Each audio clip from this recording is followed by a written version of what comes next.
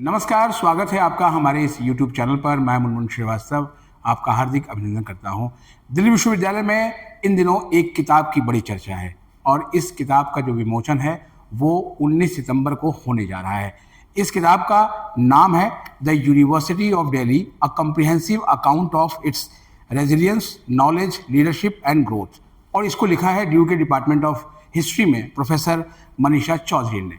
और इस किताब में और क्या खास है ये जानने के लिए आज हमारे साथ मौजूद है प्रोफेसर मनीषा चौधरी, और उनसे बात करेंगे इस किताब के ऊपर कि इस किताब को लिखने की प्रेरणा कैसे मिली और ये किताब जो है वो इतनी चर्चा में क्यों है। स्वागत है प्रोफेसर मनीषा चौधरी जी हमारे चैनल पर। आपकी जो किताब है मैम, एक बार जरा दर्शकों को दिखाएं कि इस किताब में ऐसा क्या है। ये किताब है दिल्ली यूनिवर्सिटी के ऊपर। लगभग पिछले 100 सालों का इतिहास इसमें दर्ज है और इतिहास के छात्रों के लिए और बाकी लेमैन रीडर्स के लिए, दिल्ली यूनिवर्सिटी के एलुमनाइज के लिए, सभी के लिए ये किताब एक रोचक ग्रंथ के रूप में उपलब्ध है। मैं बहुत बधाई आपको पहले तो इस किताब के लिए। किताब देखने में भी काफ़ी मोटी लग रही है, इससे पता लग रहा है कि बहुत रिसर्च की गई है। हाँ, रिसर्च, क्योंकि लगभग 100 सालों का इतिहास है और 100 सालों के इतिहास को लिखने के लिए आपको रिसर्च करना पड़ेगा। दूसरा, अच्छी चीज़ ये है कि एक ही जगह दिल्ली विश्वविद्यालय के अभिलेखागार में सारा डॉक्यूमेंटेशन दर्ज है, तो बहुत कम चीज़ों के लिए हमें बाहर दौड़ना पड़ा, इसलिए ये किताब शायद इस रूप में आ पाई। तो इसकी प्रेरणा कैसे मिली मैम आपको इसको लिखने की? प्रेरणा मैं कहूँगी कि दिल्ली विश्वविद्यालय ने अभी 100 साल अपने पूर्ण किए हैं और उसी टाइम प्रोफेसर योगेश सिंह जी, हमारे माननीय वाइस चांसलर साहब, बार बार एक चीज़ के लिए कहते थे कि दिल्ली विश्वविद्यालय 100 साल पुराना है, हम इवेंट बेस्ड डॉक्यूमेंटेशन करते हैं, इवेंट बेस्ड हमारा मटेरियल तैयार हो जाता है और अच्छा भी होता है, लेकिन बोले एक ऐसा अकाउंट होना चाहिए जिसको देखकर ये कहा जा सके कि हाँ, मतलब एक पूरा कॉम्प्रिहेंसिव हमारे पास अकाउंट है कि कब कब क्या क्या मोटे तौर पर हुआ। विश्वविद्यालय में बहुत सी गतिविधियाँ होती रहती हैं, लेकिन मुख्य रूप से कब कब क्या क्या हुआ, ताकि एक जगह एक ग्रंथ में रहे, जो भी बाहर का आदमी कोई पढ़ना चाहे तो कम से कम वो उसके ऊपर अपना मतलब विश्वास कर सके कि हाँ, एक ऐसा ग्रंथ उपलब्ध है। तो आपने दिल्ली विश्वविद्यालय की स्थापना से लेके 100 साल पूरे होने तक का पूरा एक दस्तावेज के रूप में इसे बनाया है। हाँ, ये शुरुआती दौर से लेकर 2023 तक का डॉक्यूमेंटेशन है और कोशिश यही की गई है कि ज़्यादा से ज़्यादा ये बताया जाए कि अनोखा क्या किस समय में हुआ।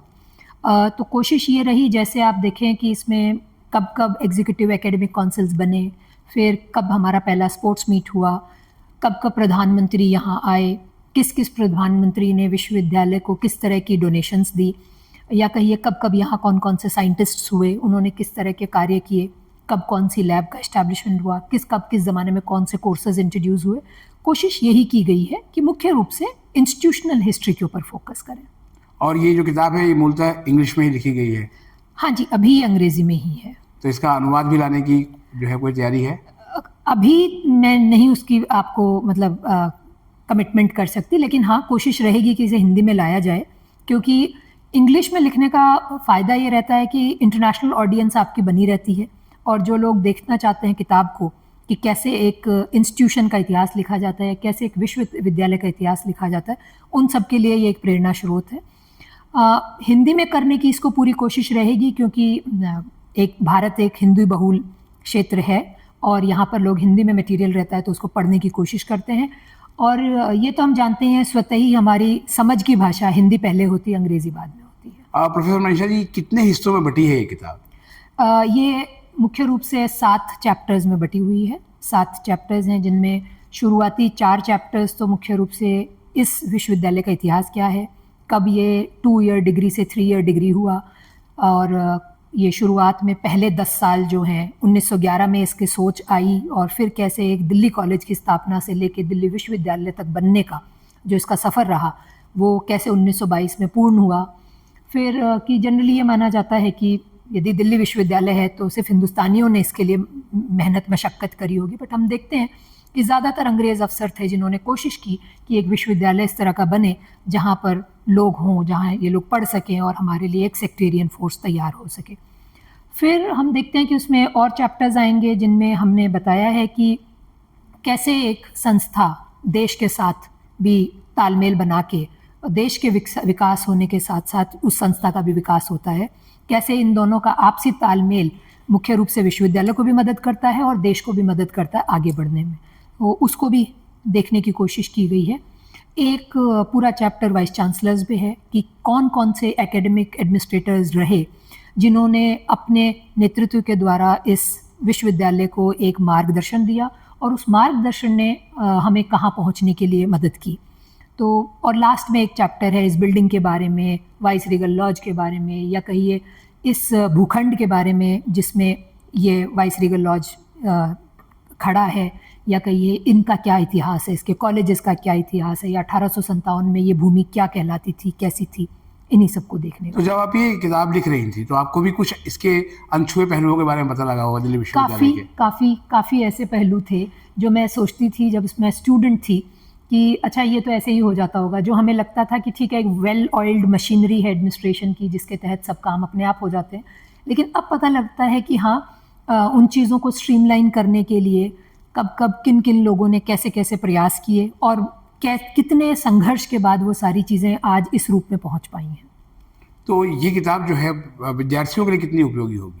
विद्यार्थियों के लिए उपयोगी होगी। जिस तरह का रेस्टलेसनेस आज की जनरेशन में हमें देखने को मिलता है, मुझे लगता है ये उनके लिए एक बड़ा कह सकती हूँ ग्रंथ है जिसको उनको देखना चाहिए या पढ़ना चाहिए, जिससे आप ये समझ सकें कि किसी भी महान व्यक्ति की या किसी भी बड़े एकेडमिक एडमिनिस्ट्रेटर की, या जो खिलाड़ी निकले हैं, या जो यहाँ के अल्मा मैटर्स हैं, या यहाँ से जो स्टूडेंट्स निकल के कोई पत्रकार बना, कोई लेखक बना, कोई प्रोफेसर बना, कोई साइंटिस्ट बना, उनका किसी का भी इतिहास बहुत स्मूथ नहीं था।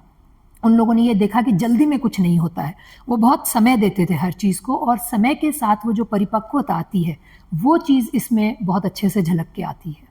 इसलिए मैं कहूँगी कि वो एक बड़ा लेसन है आज की जनरेशन के लिए। पूरी किताब जो है वो ड्यू की हिस्ट्री को ही समेटे हुए है, तो पहले वाइस चांसलर से लेके और अब प्रोफेसर योगेश सिंह जी तक कि क्या आपने जो है वो लिखते समय महसूस किया कि बदलाव आए?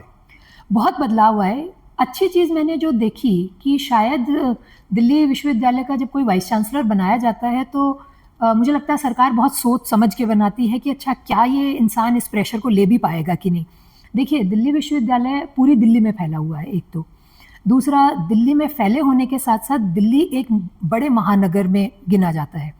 दूसरी, दिल्ली की एक खूबसूरती अपने आप में है कि वो आपकी राजनीतिक राजधानी है, तो जितनी भी राजनीतिक उथल पुथल है वो दिल्ली के इर्द गिर्द रहती है। तो जो भी राजनीतिक हलचल होती हैं उनसे हमारे वाइस चांसलर्स डायरेक्टली जुड़े रहते हैं किसी ना किसी तरीके से।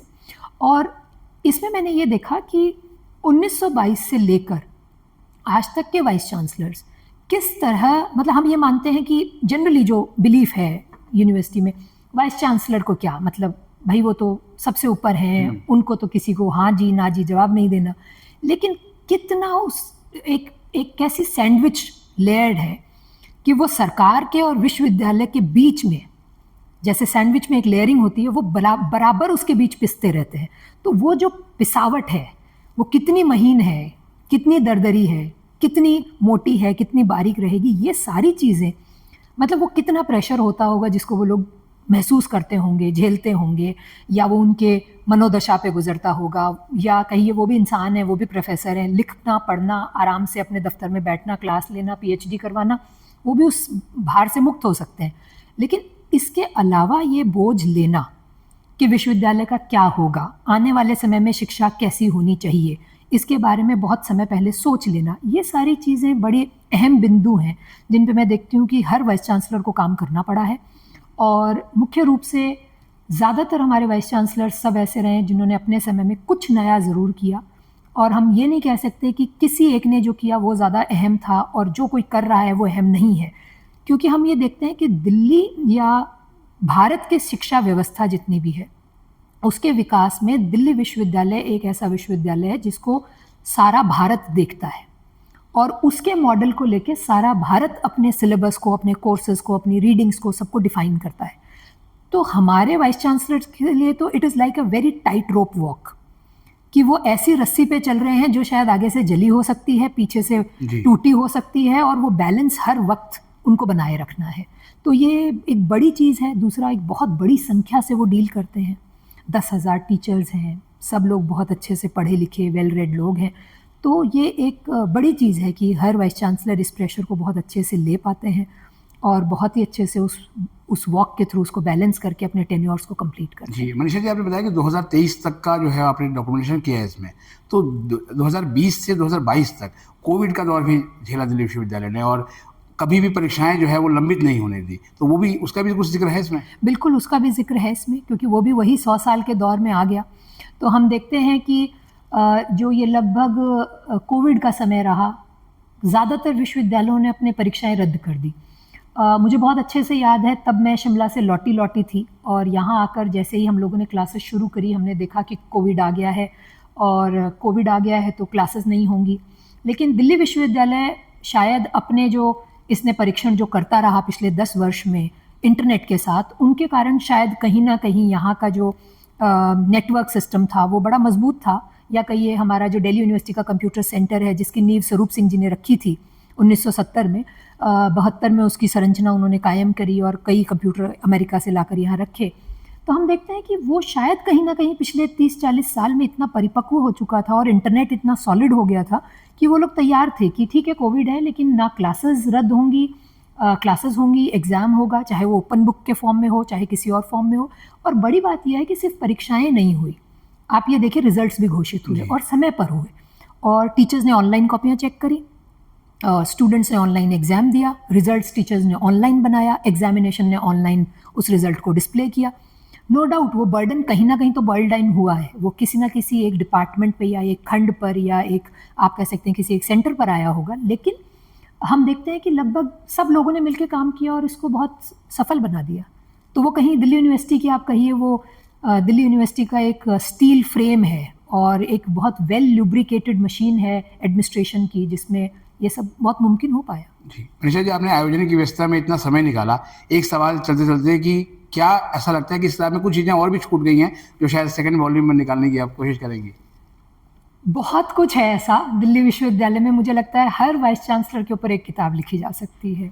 मतलब क्या उनका संघर्ष रहा, कैसे वो लोग अपनी विभिन्न विकट परिस्थितियों से निकलकर यहाँ आए, एक बड़ा सवाल है। मुझे लगता है लीडरशिप की एक बहुत लंबी किताब यहाँ से तैयार हो सकती है।